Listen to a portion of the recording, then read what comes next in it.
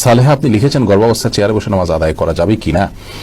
আল্লাহ সূরা বাকারার 286 নম্বর আয়াতে বলেছেন, লা ইউকাল্লিফুল্লাহু নাফসান ইল্লা উসআহা, মানুষকে আল্লাহ তাআলা তার সাধ্যের বাইরে কোনো কিছু চাপিয়ে দেন না। ইমরান ইবনে হুসাইন রাদিয়াল্লাহু তাআলা থেকে একটা হাদিস বর্ণিত হয়েছে সহিহ বুখারীতে। তিনি একবার নবী সাল্লাল্লাহু আলাইহি ওয়াসাল্লামের কাছে বলেছেন, ইয়া রাসূলুল্লাহ, আমি এমন একটা রোগে আক্রান্ত যে রোগটা আপনার আমরা যেটাকে একশিরা বা যেটাকে আপনার পাইলস বা এই জাতীয় অ্যানাল ফিসার জাতীয় রোগ বলতে পারি, এরকম একটা রোগের কথা তিনি বললেন। তখন নবী করিম সাল্লাল্লাহু আলাইহি ওয়াসাল্লাম তাকে বললেন, তিনি বললেন যে অবস্থা আমার সালাত পড়তে কষ্ট হয়। তখন তিনি বলেছেন, তুমি দাঁড়িয়ে সালাত আদায় করো যদি পারো, আর যদি না পারো তাহলে বসে পড়বে, আর না হলে তুমি কাত হয়ে বা শুয়ে পড়বে।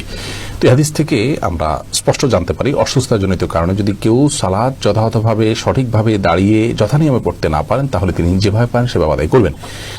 গর্ভাবস্থায় অনেক মেয়েরা খুব বেশি দুর্বল হয়ে পড়েন, শরীর ভার হয়ে পড়ে। এই অবস্থায় রুকু সিজদা উঠা বসা করাটা বিশেষ করে লাস্ট স্টেজে এসে অনেক সময় কঠিন হয়ে যায় এবং শরীরের যে ভারসাম্য আছে ধরে রাখতে পারেন না এবং পড়ে গিয়ে ক্ষতিগ্রস্ত হওয়া এবং গর্ভস্থ সন্তান ক্ষতিগ্রস্ত হওয়ার আশঙ্কা থাকে।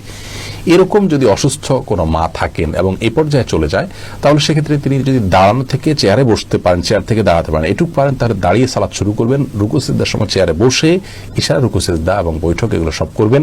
আবার পরবর্তী রাকাতের জন্য তিনি দাঁড়িয়ে যাবেন, যদি এটা তিনি করতে পারেন। আর যদি এটুকু কাজও তার জন্য রিস্কি হয় বা কষ্টকর হয় বা দুঃসাধ্য হয়, তাহলে সেক্ষেত্রে তিনি চেয়ারে বসেই সালাতের শুরু থেকে শেষ পর্যন্ত সালাত আদায় করতে পারবেন। আর যদি এরকম সমস্যা না থাকে, নিছক আরামায়েশের জন্য, নিছক তথাকথিত আপনার ভয় বা রিস্ক, যে রিস্কটা আসলে ওরকম জোরালো কোনো রিস্ক না, এরকম মনে করে তিনি চেয়ারে বসে সালাত আদায় করেন, তাহলে কিন্তু সালাত হবে না। তার অবস্থাটা কতটা আপনার নিরুপায়ের অবস্থা সেটা আগে বের করতে হবে। যদি তিনি সত্যি নিরুপায় হন এবং রিস্কটা প্রবল থাকে উঠা বসা করে সালাত যথাযথভাবে করতে গেলে, তাহলে সেক্ষেত্রে অবশ্যই তার জন্য বসে সালাত আদায় করার সুযোগ আছে চেয়ারে।